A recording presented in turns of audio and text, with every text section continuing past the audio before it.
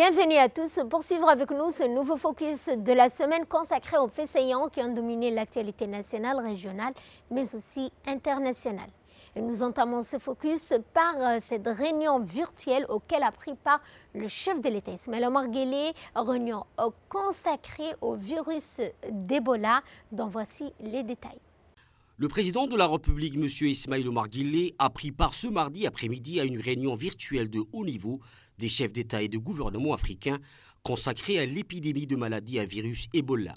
Déclarée officiellement il y a un mois en République démocratique du Congo, l'épidémie suscite de vives inquiétudes en raison de sa propagation, jugée plus rapide que les capacités de riposte actuellement déployées sur le terrain.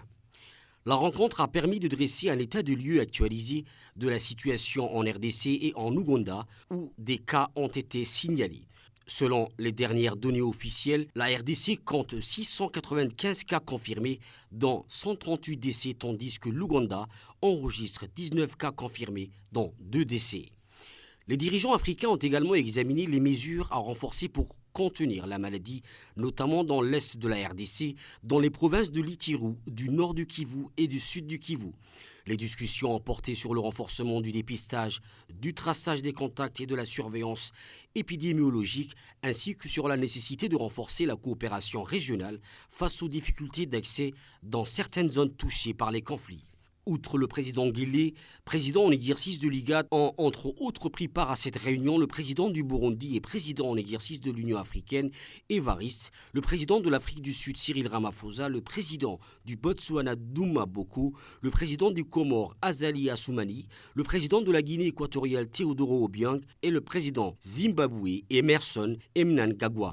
À noter la présence également à cet événement du président de la Commission de l'Union africaine, M. Mahmoud Ali Youssouf. Problématique de portée internationale, le secrétaire général des Nations Unies, Antonio Guterres, a participé aussi à cette conférence de haut niveau.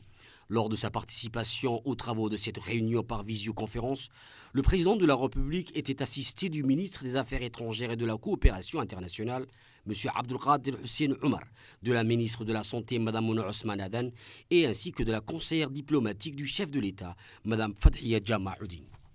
Lancement officiel également du projet d'appui à la gouvernance économique et financière, le PAGEF.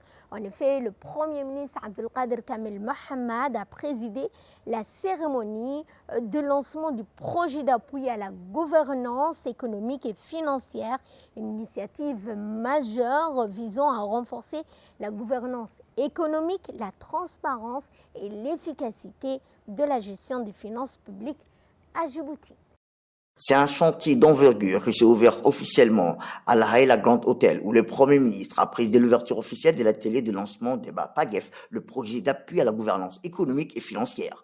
20 millions de dollars, c'est le montant du don accordé par la Banque mondiale à la République de Djibouti pour transformer en profondeur la gestion des finances publiques. 4 ans. 4 composantes. Un seul objectif, percevoir mieux, dépenser mieux, servir mieux. Le PAGEF, c'est d'abord un diagnostic lucide. Les recettes fiscales représentées aujourd'hui 11,3% du PIB. On recule depuis 2010. En dessous de la moyenne subsaharienne, la chaîne des dépenses reste fragmentée entre 2 plateformes non intégrées et sur 82 entreprises publiques. Face à ces tableaux, l'État a choisi d'élargir avec des déclarations d'intention, avec un plan structuré, adossé à la vision Djibouti 2035 et validé par un décret présidentiel. Le projet s'articule autour de 4 chantiers. Le premier cible, l'administration fiscale, l'autonomisation des systèmes collectés, renforcement de la direction générale des impôts et la création d'unités politiques fiscales. Le deuxième s'attaque à la modernisation du système de gestion financière de l'État, la réimplantation de la plateforme Oracle et la numérisation des services publics. Le troisième renforce la surveillance des entreprises publiques et transparence budgétaire avec la publication du budget citoyen chaque année. La 4e assure la coordination et le suivi de l'ensemble. Le ministère du Travail dévoile enfin son plan quinquennal, la feuille de route quinquennale 2026-2030. Le ministère du Travail, chargé de la formalisation et de la protection sociale, a présenté sa feuille de route quinquennale 2026-2030, un document stratégique visant à renforcer l'emploi, la protection sociale et la formalisation de l'économie dans le cadre de la vision Djibouti 2035. Lors de cette présentation, les responsables du ministère ont exposé les grandes orientations qui guideront l'action gouvernementale au cours des 5 prochaines années. Cette feuille de route ambitionne notamment à répondre aux défis des marges d'emploi, tout en consolidant les mécanismes de protection sociale au profit des populations les plus vulnérables. Parmi les objectifs phares figure la réduction des taux de chômage, qui devrait passer de 42% à 32% en 5 ans. Cette ambition s'inscrit dans une démarche globale visant à poser des bases sur une administration moderne, performante, d'une protection sociale élargie et d'une économie davantage diversifiée et d'un dialogue social renforcé dans différents acteurs du monde du travail. Nous allons parler énergie avec cette hausse des prix du carburant sur le marché international.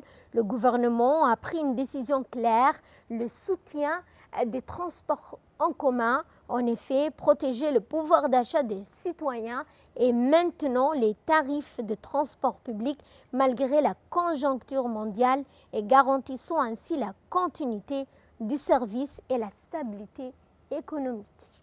Dans le cadre des mesures mises en œuvre pour atténuer l'impact de hausse des prix du gasoil sur les professionnels du transport public, une cérémonie officielle de distribution des bons de carburant a été organisée ce jour au profit des chauffeurs de bus, minibus affiliés au syndicat des transporteurs de Djibouti.